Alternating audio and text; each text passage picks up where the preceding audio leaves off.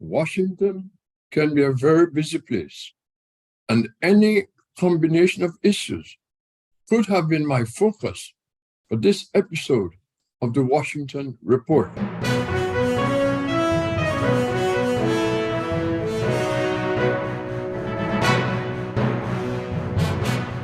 I chose two issues which have major implications for America and for hundreds of millions of people around the world. The two issues selected for this episode are the report of the January 6th Committee and the US-Africa Summit, with 49 African leaders and their delegations invited by President Joe Biden descending on Washington. Democracy, peace and security, trade and development, food security, climate change, and global health were among the issues on the agenda. I am Ambassador Curtis Ward, and this is the Washington Report. The conclusions and report of the most anticipated investigation since Watergate dominated discussions and analyses in Washington. Hundreds of millions of people around the world have been waiting to learn of the January 6th Committee, whether they found irrefutable evidence of the commission of criminal act or acts by former President Donald Trump. Did Donald Trump commit any crime or crimes in the planning and execution of the January 6, 2021 insurrection? Would the January 6th Committee make a criminal referral of Donald Trump and his close advisors to the Justice Department? The answers, as everyone by now knows, are yes on all counts. We had discerned on the cusp of the release of the January 6th Committee report from the tidbits provided by members of the committee that the committee would not disappoint. Whether prosecution of Trump and his ignominious political exit will happen sooner rather than later are questions left for the Justice Department. Prosecution and conviction are now quite plausible. Many, including many Republicans, are hoping for the exit door to hit Trump where the sun doesn't shine. The Justice Department has been investigating Trump's role in the January 6th insurrection, whether he was a central player in a conspiracy to overthrow the will of the majority of American voters and to keep him in the presidency, will now have access to the evidence painstakingly gathered by the January 6th Committee. Chances of Trump being criminally indicted, along with a coterie of co-conspirators, now seem imminent. Will Trump finally be held accountable for his egregious acts? It is no more probable than not. Many, including this analyst, wait for the next shoe to drop. An indictment of Trump for his role and planning and execution of the January 6th attempted insurrection, and or his mishandling of sensitive national security documents at Mar-a-Lago. Whichever comes first, possible charges from the January 6th events include conspiracy to defraud the U.S. government, obstruction of an official proceeding of the Congress, and inciting an insurrection. The triumph of the rule of law over Trump's lawlessness is highly anticipated. But it doesn't stop there. Autocrats, wannabe autocrats, authoritarian leaders, abusers of the democratic process, and their supporters in countries around the world and particularly in Latin America and the Caribbean, should take heed. Justice, rule of law, and accountability are coming your way. We have seen Trumpism emulated in Brazil and Peru, and in Nicaragua and Venezuela.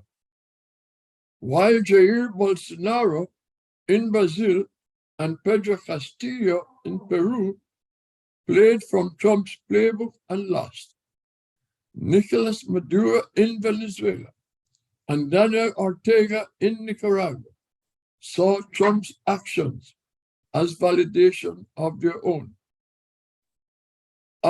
Autocracy is also creeping into political discourse and actions by political leaders in the Caribbean. For that reason, I implore Prime Minister Roosevelt Skerrit of Dominica and other autocratic-leaning political leaders in the Caribbean to apply the brakes on autocracy before it gets to the point of no return and plunges your countries over the cliff. Take heed. The eyes of Washington, the Caribbean diaspora, and the world are on you. The U.S.-Africa Summit provided a new paradigm for future U.S.-Africa engagement. Who could forget Donald Trump's toxic and unhinged verbiage in 2018 about Haiti and the countries of Africa when he called them shithole countries? Trump's xenophobic policies reflected his long-held opposition to immigrants of color, and he specifically targeted immigrants from Haiti and Africa as unwelcome in his race-based anti-immigration policy. At the same time, Trump expressly welcomed white immigrants from Northern Europe.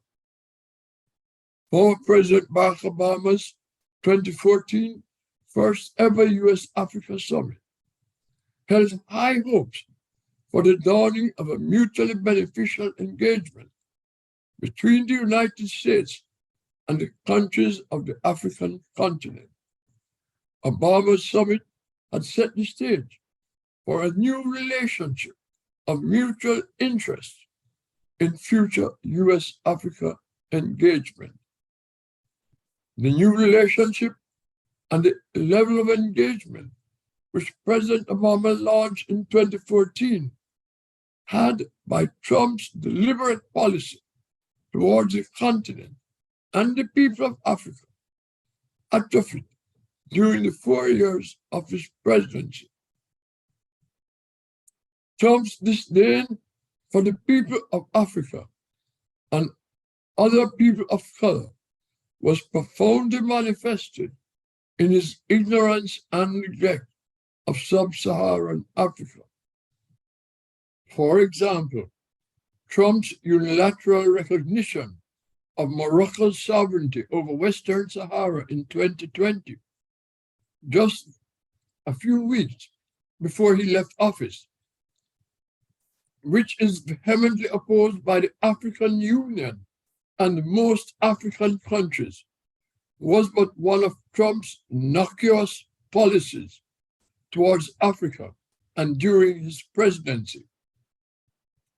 Not only was this an affront to Africa, but Trump's actions also was in violation of UN Security Council resolutions, international law, and the UN Charter.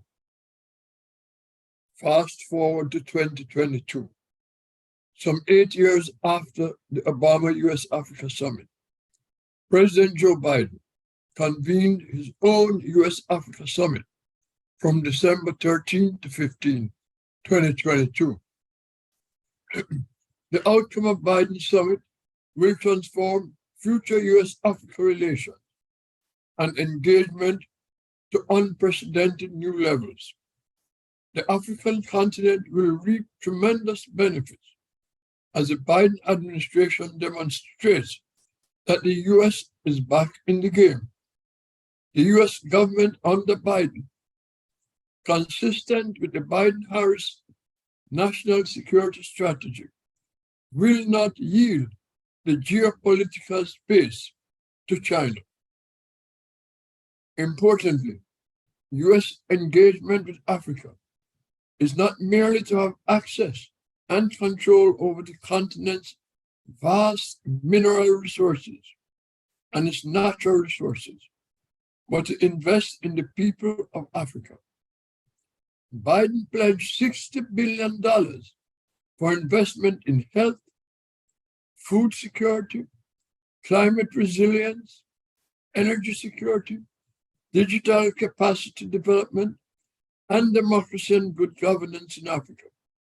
There's a great deal to unpack in these programs.